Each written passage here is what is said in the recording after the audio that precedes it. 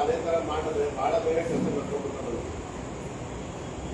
ಏನಾದ್ರು ಒಂದು ಚಾಲೆಂಜ್ ತೊಂದರೆ ಇದ್ದು ಎದುರ್ತಾ ಇದ್ರೆ ಜಾಗೃತಿ ಇರ್ತದೆ. ಹಂಗೆ ನಮ್ಮ ಇದರಲ್ಲೂ ಕೂಡ ನಾವು ಬರೀ ಸಣ್ಣ ಪುಟ್ಟ ಆಕ್ಟಿವಿಟಿಗಳನ್ನ ಇದನ್ನ ಮಾಡ್ಕೊಂಡು ಹೋಗ್ತಾ ಇದ್ರೆ ನಮ್ಮ ಸಂಸ್ಥೆಗಳು ಬೆಳೆಯಲ್ಲ. ನೀವು ತಪ್ಪು ಮಾಡಿ ಈ ಮೀಟಿಂಗ್ ಚೆನ್ನಾಗಿ ಮಾಡಿ ಸ್ವಲ್ಪ ಸರ್ವಿಸ್ ಆಕ್ಟಿವಿಟಿ ಮಾಡಿ ಒಂದು ಜನಕ್ಕೆ ಸ್ಪಾನ್ಸರ್ ತಗೊಂಡು ಮಾಡಿ ಎಲ್ಲರೂ ಕೂಡ ಮಾಡ್ತಿದ್ರೆ ನಮ್ಮ ಕಡೆ ಗ್ರೋತ್ ಆಗಲ್ಲ. ನೀವು ಜವಾಬ್ದಾರಿ ತಗೊಂಡ್ರ ಮೇಲೆ ಒಂದು ಬೋರ್ಡು ಅದನ್ನ ಆದಷ್ಟು ಕೂಡ ಮಾಡಬೇಕು. ಒಂದು ನಿಮ್ಮ ಒಂದು ಫೀಲ್ಡಿಗೆ ಈಗ ನೀವೇ ಹೋಗ್ಬಿಡ್ತೀರಿ, ಒಂದು ಕ್ಲಬ್ಬಲ್ಲಿ 3 ಜನ ಇಟ್ಕೊಂಡು ಇನ್ಸ್ಟಾಲೇಷನ್ ಮಾಡ್ತಾರೆ, ಇನ್ನೊಂದು ಕ್ಲಬ್ ಅದು ಮಾಡ್ತಾರೆ ಇದು ಮಾಡ್ತಾರೆ ಅಂತ ಒಂದು ಕಾಯಿ ಹೊಡೆದ ಮೇಲೆ ಒಂದು ಕಂಟಾವನ್ನು ನೀವು ಹೊಡಿಲೇಬೇಕಲ್ಲ. ಹೊಡಿದ್ರೆ ನಿಮ್ಮ ಕ್ಲಬ್ ಮಳೆಯಾಗಿರೋದಲ್ಲ. ಹಂಗೆ ನೀವು ಕೆಲಸಗಳನ್ನ ನಾನು ಯಾವತ್ತೂ ಇಂಡಿವಿಜುವಲ್ ಆಗಿ ಹೇಳ್ತಾ ಇಲ್ಲ, ಓವರಾಲ್ ಇದು ಭಾಳ ಜನ ಕೊಟ್ಟಿದ್ದೀರ ಹೇಳ್ತಾ ಇದ್ದೀನಿ. ಸ್ವಲ್ಪ ಡಿಫ್ರೆಂಟ್ ಆಗಿ ಯೋಚನೆ ಮಾಡಿ.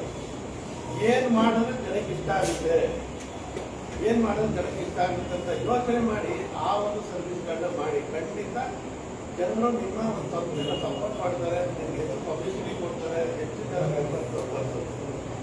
ಜೊತೆಗೆ ಪ್ರಿವೈಲಿಂಗ್ ಸಮಸ್ಯೆ ಏನಿದೆ ಅದಕ್ಕೆ ನೀವು ಆಸ್ಪದ ಕೊಡಿ. ನಾವು ಸುಮ್ಮನೆ ಕಣ್ಣದೇ ಆಪರೇಷನ್ ಕಣ್ಣದೇ ಚೆಕ್ ಮಾಡ್ಕೊತಿದ್ರೆ ಗೌರ್ಮೆಂಟ್ಗೆ ಜನ ಇಲ್ಲ. ಈಗ ಮಾಡಬೇಡಿ ಅಂತ ಹೇಳ್ತಾ ಇಲ್ಲ, ಅದಕ್ಕೆ ಒಂದು ಡಿಪಾರ್ಟ್ಮೆಂಟ್ ಮಾಡಿದ್ದಾರೆ, ಅದನ್ನೇ ಇದೆ. ಅದಕ್ಕೆ ಬೆಂಗಳೂರು ಹಾಸ್ಪಿಟಲ್ಗಳಿಗೆ ಅಷ್ಟೊಂದು ಜನ ಇಲ್ಲ. ಅಂಥದ್ರಲ್ಲಿ ನಾವು ಅದನ್ನೇ ಮಾಡ್ತೀವಿ. ಅದೇ BP ಇದು ಚೆಕ್ ಮಾಡ್ತೀವಿ, ಅದೇ ECG ಮಾಡ್ತೀವಿ ಅಂದ್ರೆ ನೀನೇ ಆಗ್ಬೇಕಾ ಬೇರೆ ಬೇಕಾದ ತರ ಇದ್ದಾರೆ. ಸ್ವಲ್ಪ ಡಿಫ್ರೆಂಟ್ ಆಗಿ ಸ್ವಲ್ಪ ಎಜುಕೇಟೆಡ್ ಲೆವೆಲ್ ಯೋಚನೆ ಮಾಡಿ.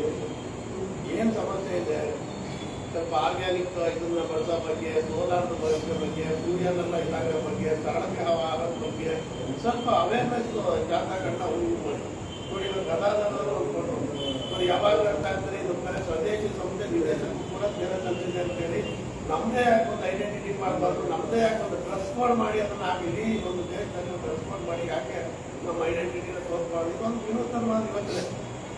ಈ ತರ ಒಂದು ಯೋಚನೆ ನಾವು ಮಾಡಿದ್ರೆ ಖಂಡಿತ ನಮ್ಮ ಇದು ಮುಂದಕ್ಕೆ ಹೋಗುತ್ತೆ. ಇಲ್ಲ ನಾವು ಅದೇ ಒಂದು ಕಂಫರ್ಟ್ ಝೋನಲ್ಲೇ ನಾವು ಮಾಡೋದೇ ಇದು ಈಗ ಮಾಡ್ಕೊಂಡು ಇದು ಮಾಡಿ ಮುಗಿಸ್ಕೊಂಡು ಈ ವರ್ಷ ಅಂತಂದ್ರೆ ಅದು ಅಲ್ಲೇ ಅಂತ ಸ್ಟ್ಯಾಂಡ್ ಇಲ್ಲ, ಮುಂದೆ ಕರೆಯೋದೇ ಇಲ್ಲ.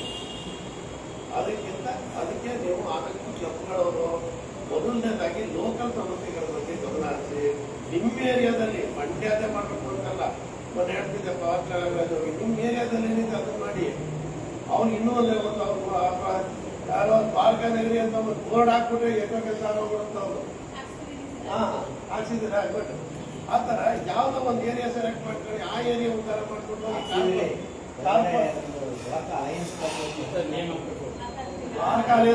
ಹಾಕಿ ನೀವು ಒಂದು ಏರಿಯಾ ಸೆಲೆಕ್ಟ್ ಮಾಡ್ಕೊಳ್ಳಿ. ಆ ಏರಿಯಾದಲ್ಲಿ ಒಂದು ಸಣ್ಣ ಏರಿಯಾ ಸೆಲೆಕ್ಟ್ ಮಾಡ್ಕೊಳ್ಳಿ.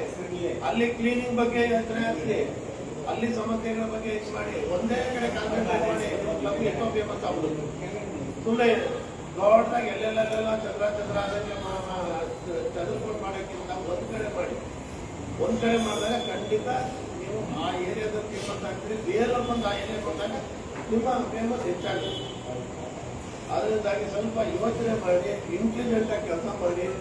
ಯಾವುದಕ್ಕೂ ಏನು ಫಸ್ಟ್ ಬರೋದು ದುಡ್ಡು ಖರ್ಚಾಗುತ್ತೆ ಅಂತ ಖಂಡಿತ ಸೇವೆಗೆ ದುಡ್ಡು ಖರ್ಚು ಮಾಡಿ ಮಾಡೋಂಥ ಅಗತ್ಯ ಇಲ್ಲ. ಇವತ್ತು ನಿಮ್ಮ ಟೈಮ್ ಕೊಟ್ಟು ಯೋಚನೆ ಮಾಡಿದ್ರೆ ಎಲ್ಲವೂ ಕೂಡ ಸಾಧ್ಯ. ಸಾಧ್ಯ ಅಂದ್ರೆ ಸಾಧ್ಯ, ಅಸಾಧ್ಯ ಅಂದ್ರೆ ಅಸಾಧ್ಯ ಅಷ್ಟೇ.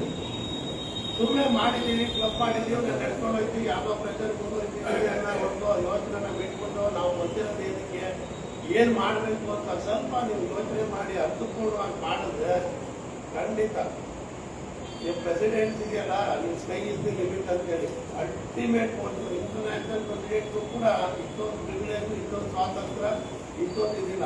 ಆ ಒಂದು ಕೋರ್ಸ್ ಕೊಟ್ಟಿದ್ದೀವಿ. ಅದನ್ನ ಆದಷ್ಟು ಯೂಸ್ ಮಾಡ್ಕೊಂಡು ಸರ್ವಿಸ್ ಮಾಡಂತ. ಈಗ ಸಬ್ ಇನ್ಸ್ಪೆಕ್ಟರ್ಗೆ ಪೊಲೀಸ್ ಸ್ಟೇಷನ್ ಅಲ್ಲಿ ಇರೋಂಥ ಒಂದು ಸ್ವಾತಂತ್ರ್ಯ, ಒಂದು ಪವರ್ ಕಮಿಷನ್ಗಳಿಗೆ ಇರಲ್ಲ. ಆ ರೀತಿ ಕೊಟ್ಟು ಇದರಲ್ಲಿ ಎಲ್ಲರೂ ಕೂಡ ಜೋರಾಗಿ ಕೆಲಸ ಮಾಡಿ ಒಳ್ಳೆ ಹೆಸರು ತಗೊಂಡು ಬನ್ನಿ. ಅದರಿಂದ ಕ್ಲಬ್ಗೆ ಹೆಸರು ತಗೊಂಡು ಬನ್ನಿ, ಜಿಲ್ಲೆಗೆ ಹೆಸರು ತಗೊಂಡು ಬನ್ನಿ, ಅಸೋಸಿಯೇಷನ್ಗೆ ಹೆಸರು ತಗೊಂಡು ಬನ್ನಿ ಅಂತ ಹೇಳ್ತಾ ನನ್ನ ಮಾತು